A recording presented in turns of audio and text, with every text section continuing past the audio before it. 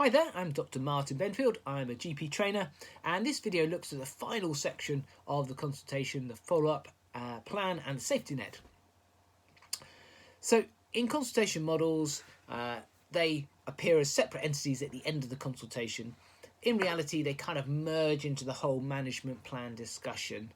The follow-up plan being when the next review is going to happen, and the safety net being the information you want the patient to remember in case things get worse or don't improve as planned.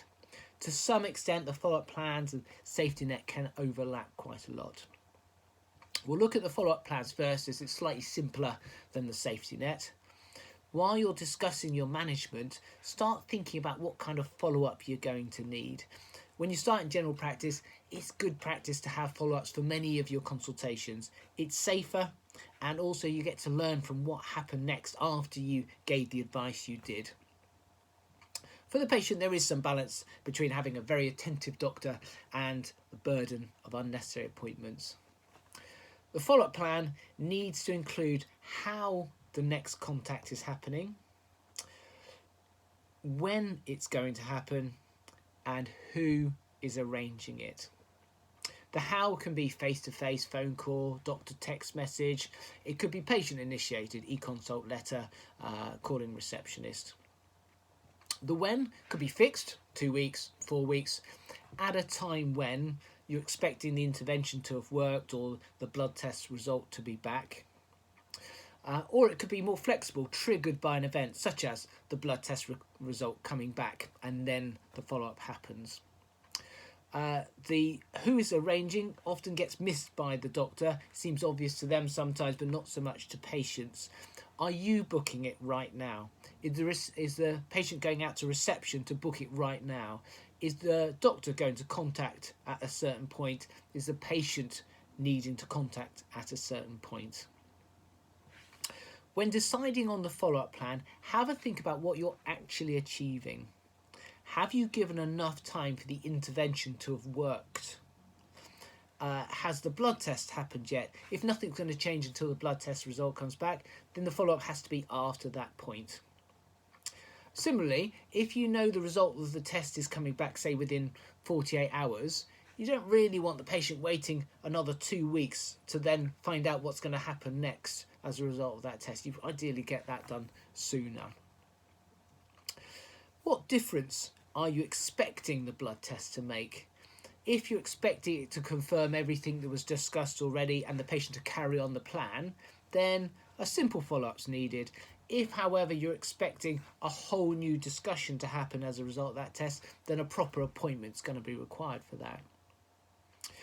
As you become more experienced, you'll be able to reduce down the number of follow-ups and to start shifting the responsibility over to the patient to have more control over when they want the follow-up to be. Your management plans are like to have more steps in it for the patient to follow and then to contact you as required. When the patient is given instructions on if and when to contact, that's when the safety net and the follow-up plan start to merge into one. There are more considerations than you might at first think with the safety net. As we talked about in previous videos, people can only remember a certain amount of information they've been given. They tend to remember the first thing, last things that were repeated, and things that were emphasised as important. So although the safety net may be a fairly small proportion of the whole discussion, it actually ends up being a fairly large section of the remembered information. You could give masses of examples of symptoms and reasons and what to do, but person's only going to remember a certain amount. So your safety net needs to be understood. It needs to cover all of the important areas, but it needs to be concise enough that the person can realistically remember it. Safety net will consist of symptoms to look out for. It's going to look for reasons why this is important.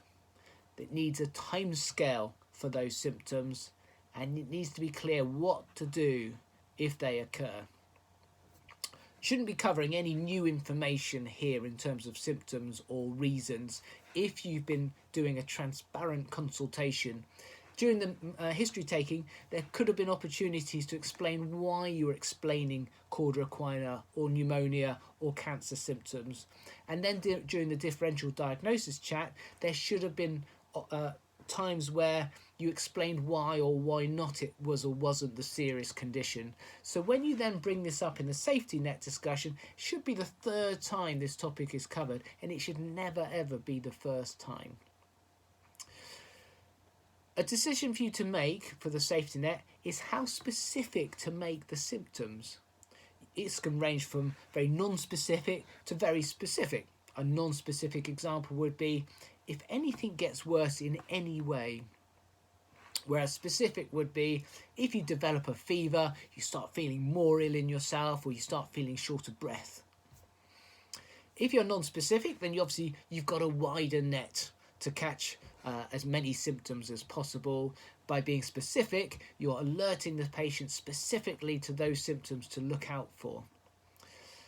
If you're concerned by one specific condition, then you're enabled to be more specific on the symptoms. If you're less sure of what might happen next, for example, if the patient's presented with non-specific abdominal pain, then you're going to need to be a lot broader with your safety net. The non-specific way may fall down if the patient develops a symptom and didn't realise that that was important. So often a mix needs to be chosen. If you get worse in any way, for example, feverish, you feel more ill in yourself, or you get short of breath. So we can also explain our safety net and why it's important to increase the recall. Although there are no signs of pneumonia at the moment, it would be really important that you contact us at any time if your symptoms worsen in any way. For example, you feel more ill, your fevers return, or you start feeling short of breath. You can also link in the expectations answers from your data gathering in this section as well. It works quite nicely doing that. I would definitely want to start antibiotics if, or I would want to organise a chest x-ray if. In the example we've been doing so far, you probably want to explain your findings. Why do you think it's not pneumonia at the moment? Describe the natural history of the condition that you think it is, and then the safety net merges with those expectations answers. You had a fever, and then this chesty cough started, so I have no doubt at all you've got an infection. The fever's gone now, so I think your body's on top of the infection, and when I listened to your lungs, they sounded completely clear, your pulse was normal, and your oxygen levels were normal. So I think it was a viral bronchitis in the tubes rather than a bacterial pneumonia deep in the lungs themselves. The fever should not return. You shouldn't feel worse at any time from now onwards. But on average, these coughs last for about 3 weeks. I would definitely want to start antibiotics if there was any evidence at any time you were worsening. For example, the fever returned, you started feeling more ill in yourself for some reason, or you started feeling short of breath. So would you be able to contact me immediately if that happens? We might also organise a chest x-ray at that point if it was uncertain what was going on. The next aspect is to build in timings. Again, this can be non-specific, like any time, or specific in X number of days. In our example, we used the anytime option because we were looking at a serious condition that could worsen at any time. I don't want them calling up in a week's time when actually their symptoms got worse the next day. So we could add in both options. I would expect you to start feeling better and be significantly better than you are now by 2 weeks' time. And I would expect all your symptoms to be fully resolved in 4 weeks. Please contact me if that doesn't happen. The anytime option, really good for worsening conditions that might need immediate action. Whereas the specific times are better for the symptoms that may not have got worse, but they haven't improved as expected. when the natural history says it should have improved by, or when the medication should have started working by. And at that point, obviously, we'd then be looking at either stepping up treatment plan or reassessing the differential diagnosis. The last factor to build in is how the patient contacts. You may need to add in an emergency contact for out of hours.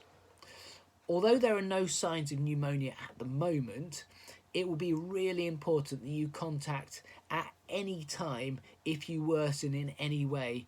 Call the surgery if it's during working hours. If it's evenings or weekends, call 111, or go direct to the emergency department if at any time you suddenly feel really ill.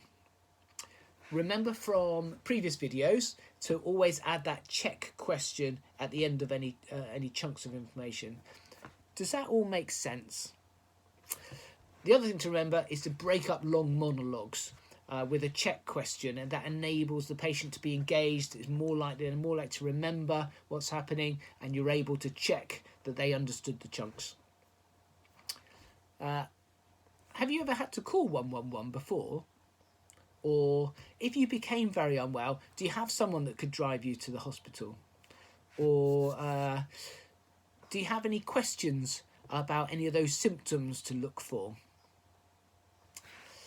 As a bit of an aside, something that can get missed with the safety net sort of follow-up discussions is medication side effects. So common side effects are also often described to patients, but very rarely what to actually do about it. So have a think, can they be ignored if mild? Is there anything they could do about them? At what point would the patient having a side effect need to trigger them to contact you? Right, for the final part of this video, what I'd like to do is for you to have a think about a standard new dyspepsia consultation. Fairly mild symptoms, no red flags, and you're going to give a PPI, you're going to give a omeprazole for 2 weeks. I'd like to have a think about your safety net and follow-up plan that you're going to describe to the patient. What symptoms would trigger an urgent review? What symptoms would trigger a not so urgent review? What would the patient do in both of these situations? What is going to happen if symptoms don't fully resolve? How is the patient going to contact you in that situation? If treatment worked but the symptoms returned, what instructions are you going to give then?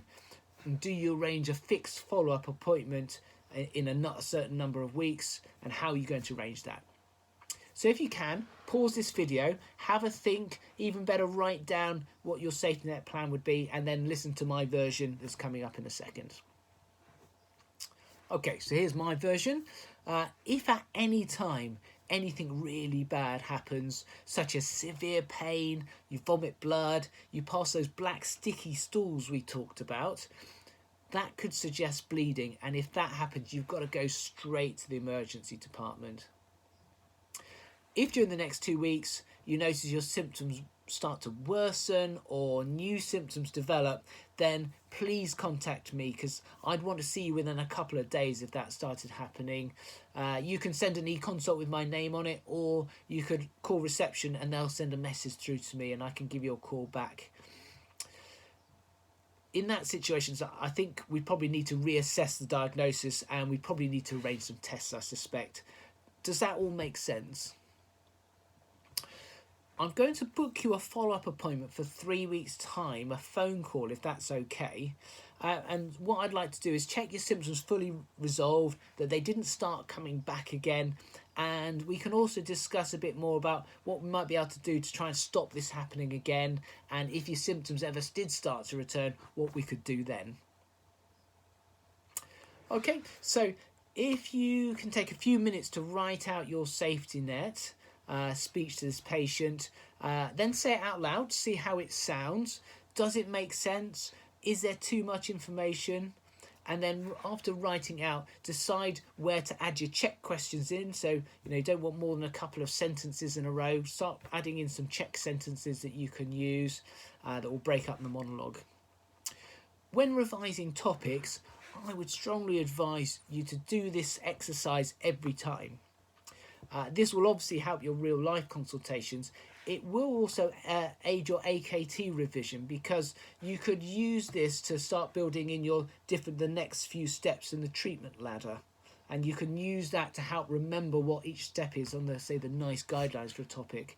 It's clearly going to help you with RCA preparation as well. So good luck, everybody.